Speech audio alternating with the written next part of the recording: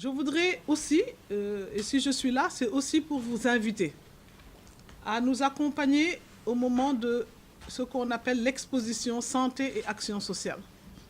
Nous avons à le faire l'année dernière à un niveau que nous voulons être un niveau beaucoup plus important cette année.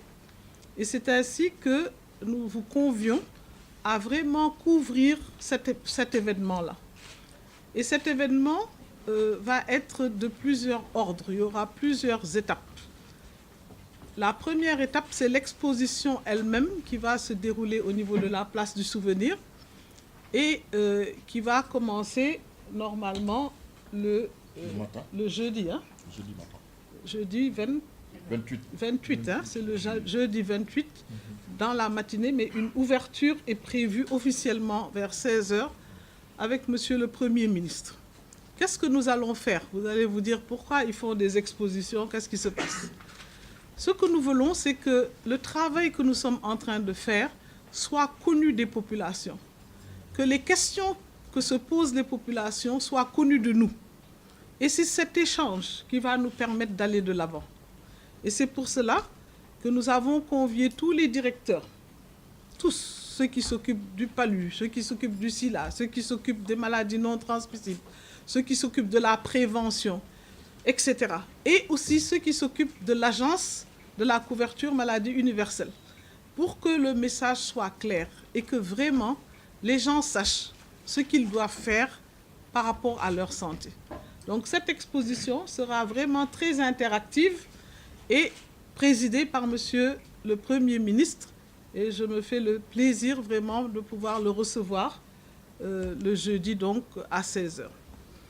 Nous avons prévu de ne pas rester à la place du souvenir, mais d'aller plus loin et notamment d'aller au stade Amadou Barry de Guédiawaye et aller également au niveau de l'hôpital d'Alal Diam que vous avez peut-être visité, que vous avez vu.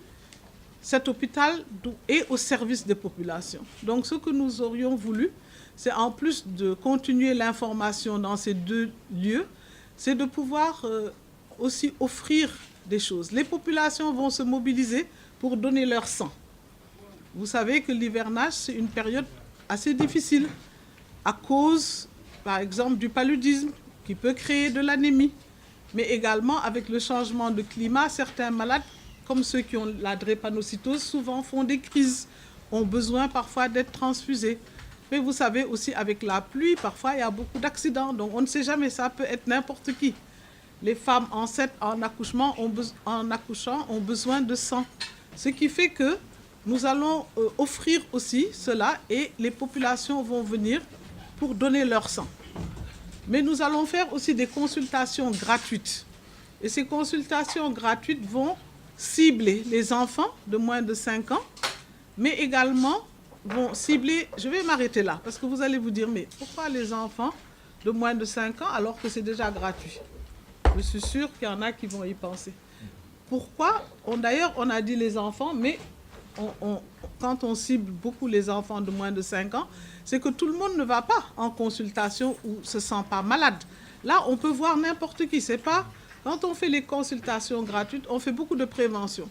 C'est-à-dire que les gens viennent, croient qu'ils n'ont rien, mais après, vous vous rendez compte, par exemple, qu'un enfant de 4 ans a des caries dentaires. Peut-être qu'il faudra aller plus loin, que l'enfant a une anémie, mais les parents n'étaient pas au courant, etc., etc. Donc, cette gratuité est une gratuité aussi qui est dans le cadre de la prévention. Les gens n'auront pas peur ou se diront, est-ce que je peux emmener mon enfant? C'est ouvert à surtout les personnes de la banlieue, Pikine, Guédiawaye, mais également les Parcelles Assainies. Et bien sûr, tous ceux qui veulent venir. Les femmes enceintes, nous savons qu'il y a de gros progrès qui sont faits au Sénégal, avec une diminution, même si on n'a plus le droit de voir une femme enceinte mettre au monde un enfant, le perdre ou elle-même perdre sa vie. Mais ça se voit encore et une bonne prise en charge de la grossesse peut éviter beaucoup de choses. Donc nous ouvrons également la possibilité aux femmes enceintes de venir faire des consultations. Et enfin, les sujets âgés. Vous savez que nos parents, nos grands-parents ont tous quelques petites difficultés de santé. Et là, on leur offre la possibilité d'une consultation gratuite et cela également va aider les gens au niveau de la banlieue. On va faire la même chose donc au niveau de l'hôpital d'Al Djam que vous avez vu, ou en tout cas au moins à la télévision. Et vous savez que c'est un joyau et un grand cadeau pour les populations. Mais il faut que les populations connaissent cet hôpital-là. Ça permettra aussi de faire cet échange et ce contact entre les populations et l'hôpital d'Al Djam. Nous avons aussi une exposition que nous aurions aimé institutionnaliser. On a fait un essai l'année dernière, on refait un essai cette année, mais on voudrait pouvoir le faire. Comme je vous ai dit, c'est un cadre d'échange entre les acteurs de la santé et les populations. Donc c'est ouvert aux populations. Et si on le fait chaque année, je pense que beaucoup d'informations vont passer et beaucoup de connaissances, en tout cas, vont s'améliorer. Donc voilà un peu ce que nous voulons faire. Nous avons déjà, rien que l'année dernière, c'était notre coup d'essai. Mais certains de mes collègues ministres de la Santé, notamment de la sous-région, qui ont appris cela, ont dit que c'était une bonne idée. Donc peut-être même notre concept va sortir du Sénégal et aller vers d'autres pays africains et peut-être pourquoi pas ailleurs. Donc voilà quelque chose aussi que vous devez pousser. Si on le fait, ce sera aussi grâce à vous. Parce que s'il y a de bons articles, s'il y a de bonnes émissions, s'il y a de bonnes interviews, tout ce qui se fait autour de cela, cela va donner aussi une publicité à cette exposition et cela nous permettra vraiment d'être au rendez-vous de toutes les personnes qui luttent et qui se battent pour une meilleure santé pour nos populations. En ce qui concerne d'abord les chiffres sur les maladies non transmissibles, c'est-à-dire les facteurs de risque de maladies non transmissibles, on peut retenir quelques chiffres clés.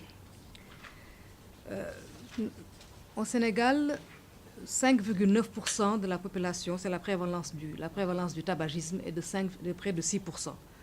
Ceci est rentré on a à peu près le même chiffre que l'enquête qui avait été faite en 2014, l'enquête GATS, qui avait été faite sur toute l'étendue du territoire. Et il semble même que parfois on fume un peu plus, même 6% en zone rurale, contre 5,8% en zone urbaine. Et que les hommes, en général, fument plus que les femmes. Pour ce qui est du tabac, on n'a pas été très surpris de voir que plus de 96% de la population interrogée déclare n'avoir jamais bu d'alcool.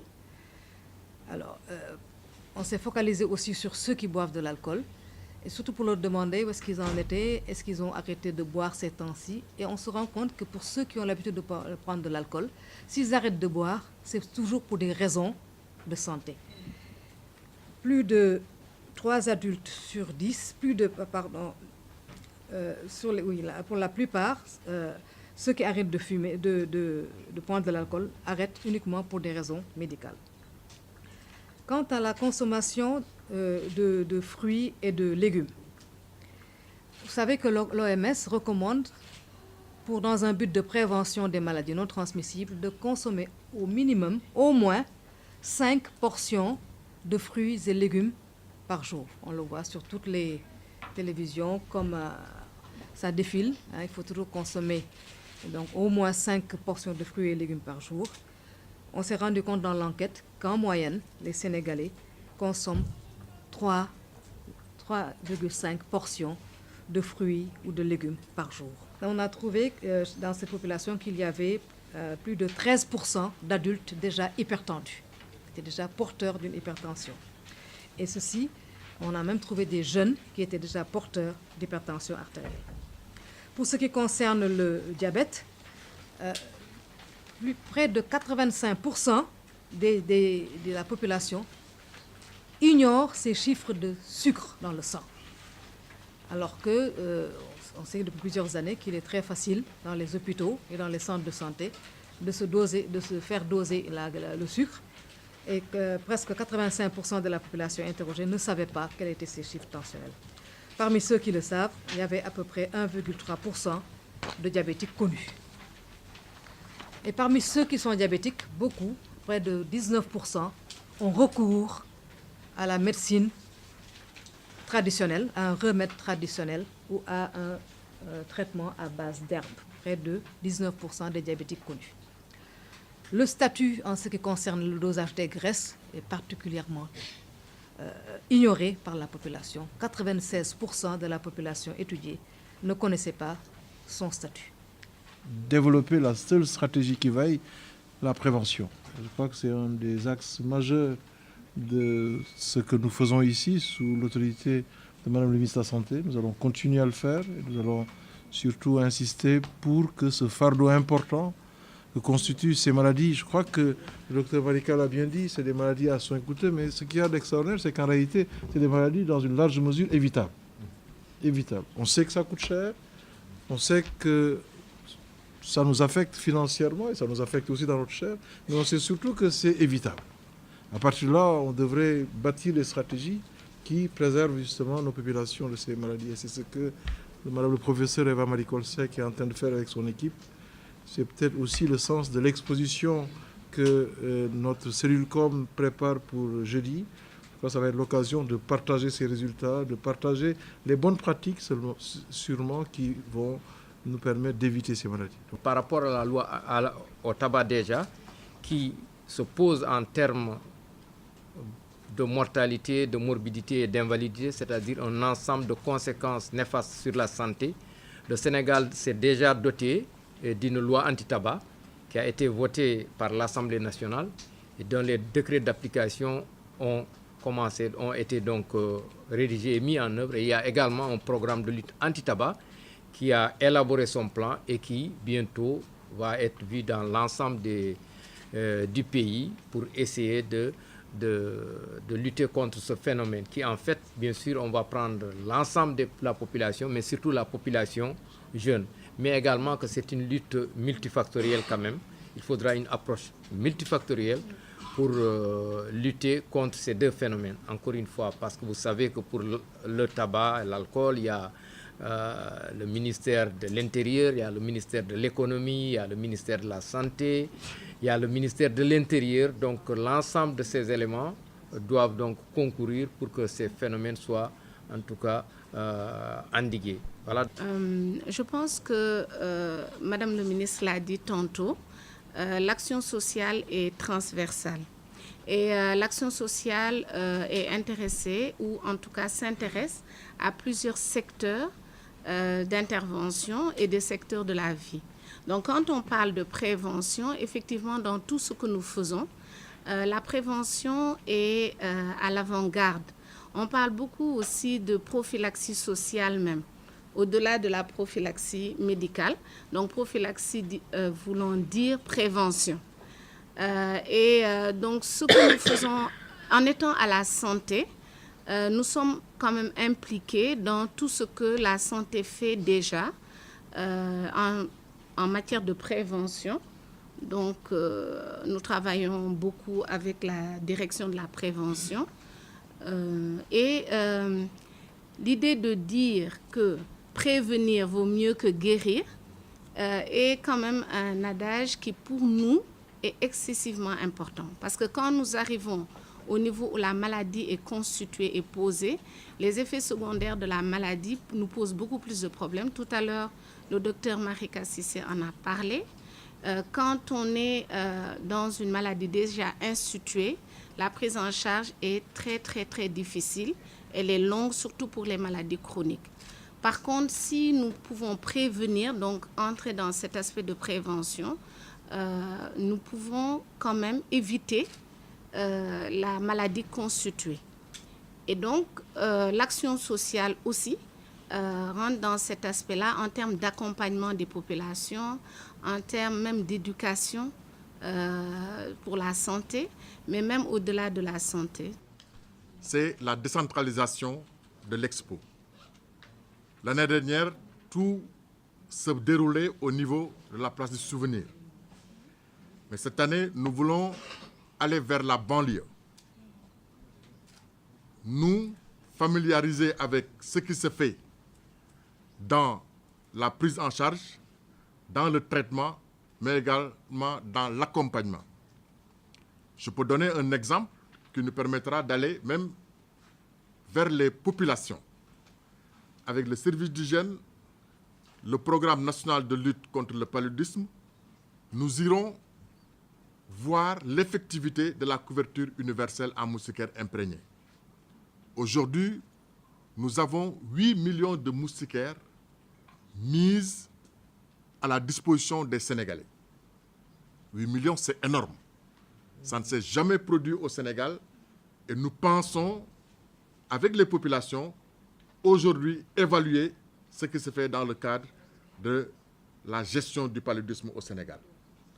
Nous irons également dans des quartiers avec le service national d'hygiène, le programme national de lutte contre le paludisme, pour procéder à de la délarvation, mais également pour procéder, si le moment nous le permet, à une prise en charge effective du paludisme pour prévenir certaines maladies hivernales. L'autre grande innovation, c'est aujourd'hui le site Internet. Nous avons un site web que vous aurez tout à l'heure l'occasion de découvrir, un site mis à la disposition des populations pour connaître tout ce qui se fait autour de l'Expo Santé et Action sociale.